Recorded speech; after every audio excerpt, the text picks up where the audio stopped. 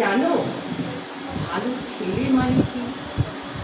তুমিও বলবে সহজ প্রশ্ন, মাপকাঠি একটি। যে মেয়ে পেয়েছে অঙ্কে 100, যে ছেলে ভূগোলে সেরা, তারাই তো ভালো। সবাই বলছে হীরের টুকরো এরা।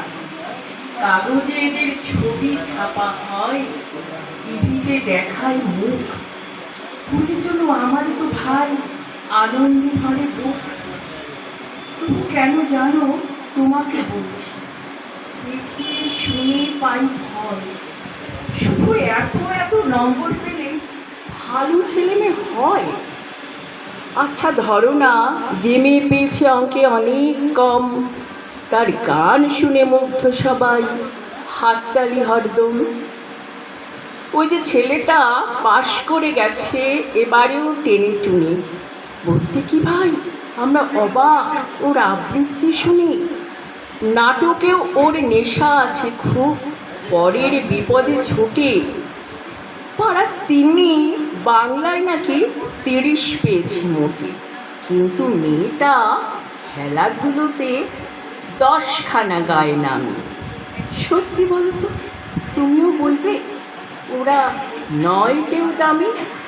চাই যে অনেক ইঞ্জিনিয়ার, চাই আরও ডাক্তার, পাশাপাশি চাই শিল্পী, খেলুড়ে, স্নেহময়ী সিস্টার।